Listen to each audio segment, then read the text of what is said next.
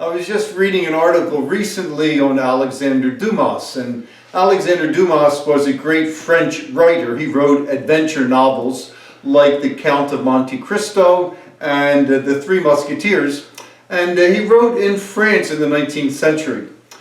And The Count of Monte Cristo maybe is his most famous book, and it is an imaginary book exacting vengeance on the people who hurt the main character. It's really fascinating. Somebody's arrested unfairly, no one defends him, he's thrown into prison, and the book is really that man getting out of prison and getting vengeance on the people who mistreated him. Well, what I never knew was that it's autobiographical. Alexander Dumas's father was a general in Napoleon's army, and he was unjustly reported to Napoleon. Napoleon never defended him. Other people lied about him. He was thrown into prison. Now, he did come out of prison years later, but he was a bitter, broken man, and he died early. And Alexander Dumas wrote The Count of Monte Cristo as a way of imaginary, at least in his imagination, getting vengeance on the people who did this to his dad. Our first reading is about vengeance too. It's from another writer called Sirach. And he's talking about another alternative to seeking vengeance on the people who have hurt us.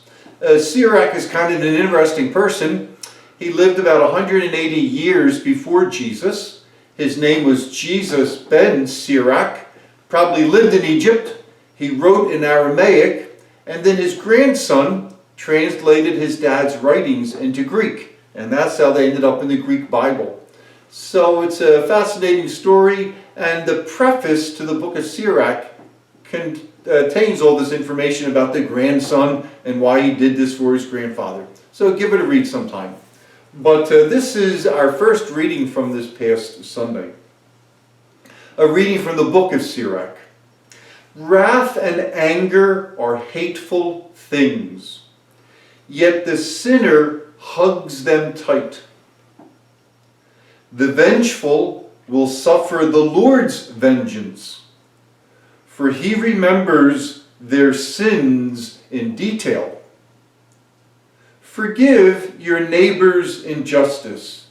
Then when you pray, your own sins will be forgiven.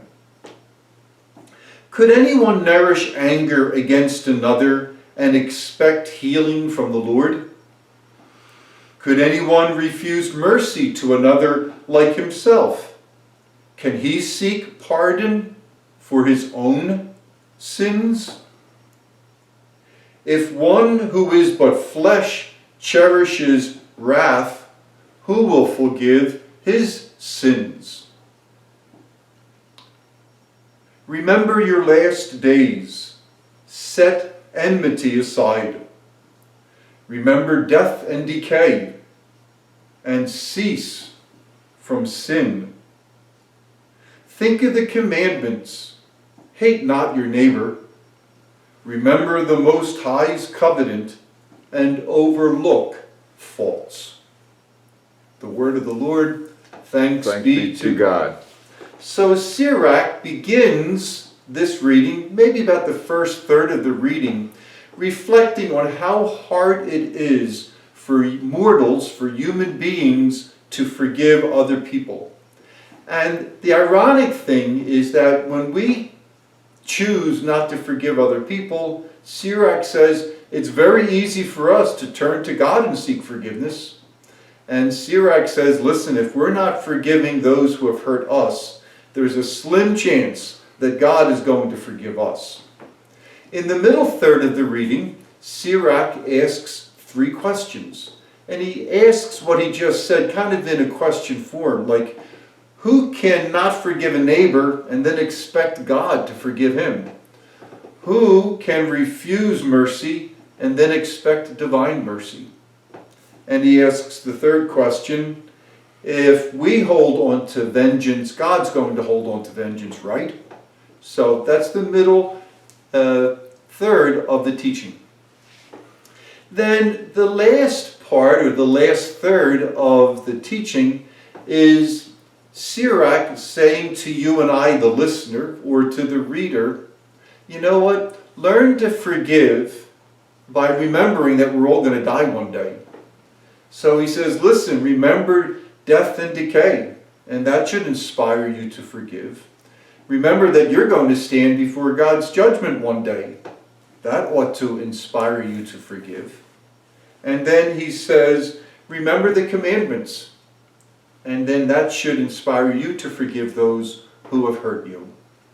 So the reading was chosen because it connects with the gospel about forgiveness.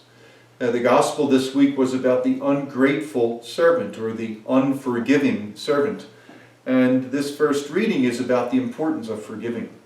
So I would just encourage you to forgive those who have hurt you, or forgive those who will hurt you in the future. And like I said on the gospel, reflection and application, sometimes that means forgiving ourselves.